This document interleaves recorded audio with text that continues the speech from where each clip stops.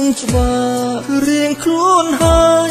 រវាងយើងពេលនេះមិនស្មានលំចិត្តញៀនទាំងដឹងថាគេនៅស្នេហ៍មិនដឹងថាចិត្តនេះកើតមិនដឹងថាចិត្តនេះលេចឡាពីស្ម័គ្រស្នេហ៍លោកថ្លាបេះដូងគេគឺមកសុំសងសាគេវិញគឺមកសុំដោះលែងនាងទៅព្រោះគេនៅស្រឡាញ់ទេពេលនឹងចំណងស្នេហ៍ចូលចិត្តយ៉ាងតងមិនដឹងត្រូវគិតធ្វើបែបណាបើស្នេហ៍នឹងមានម្ចាស់អមយ៉ាងនេះ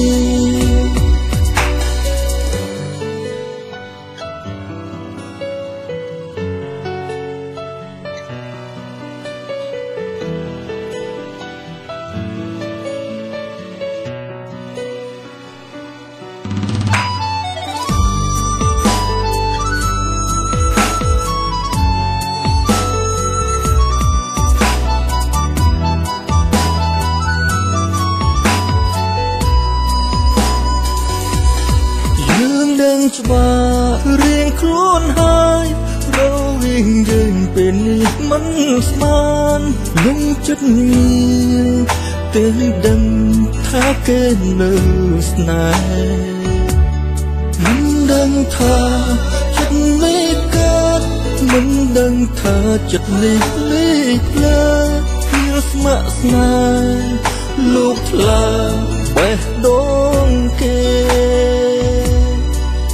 មកសុំសងសាគេវិញគឺមកសុំដោះលែងនាងទៅព្រោះគេនៅស្រឡាញ់ទេពេលនឹងចំណងស្នេហ៍ចូលចិត្តយ៉ាងតងមិនដឹងត្រូវគិតធ្វើបែបណាបើស្នេហ៍នឹងមានម្ចាស់អមយ៉ាងនេះដឹងថាអូនស្មោះស្ម័គ្រណាម្ចាស់ស្នេហាអាចនឹងខ្សែប្រាណនៅហ៊ានបំពេញអីលើជួនៅកូនដាល់ផ្លូវគ្មានអ្វីទៅដល់កោះត្រយឡើយព្រោះគេកំពុងបាញ់ស្រឡាយដកបាញ់ដងធ្វើដូចមនុស្សមិនស្គាល់គ្នា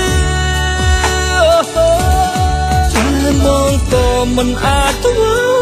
បានអូនក៏មិនអាចបងផ្លែកបានស្មានចិត្តមិនងាយស្រួលទេពេល